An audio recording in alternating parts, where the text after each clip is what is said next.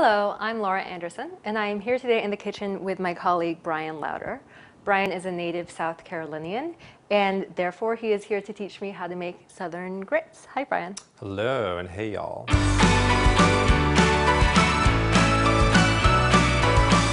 I assume that as someone from South Carolina, you have strong feelings about how to make grits.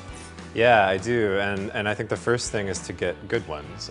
You can get instant grits, just like you can get like sort of instant oatmeal, but the idea is to get a really good stone ground grit. I've got some here today that are really beautiful. This is a coarse yellow grit that was ground in South Carolina, and it just comes out with a beautiful texture when you cook it. And so when you're cooking grits, what is the amount and type of liquid that you tend to use? So the most important thing to remember is the ratio of liquid to grits.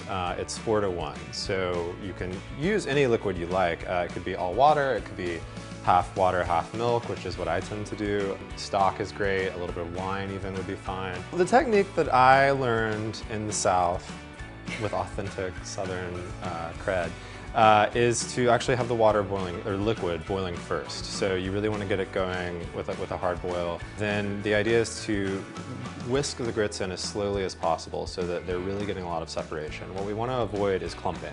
You know, you cook it for 15 to 20 minutes, something like that, depending on how much you're doing and what kind of grit it is. And you want to keep whisking occasionally during that. Not the whole time, it's not risotto, but maybe every 5 minutes, something like that. Check and just do a quick whisk to be sure that everything is still smooth.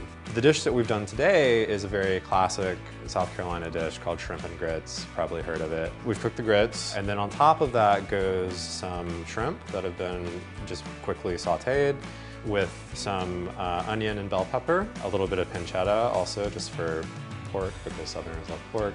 And then finally you sort of make that into a bit of a sauce. So you're gonna have your grits, you're gonna have your shrimp, you're gonna have the sauce part, and just layer that together. And that's really one of the most beautiful dinners I think you can have.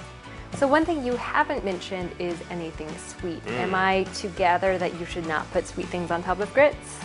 That sounds like a Yankee intervention to me. No, I've just never encountered that. I imagine that some people do it, but that something about the sort of quality of the grit just doesn't lend itself to sweet in my book.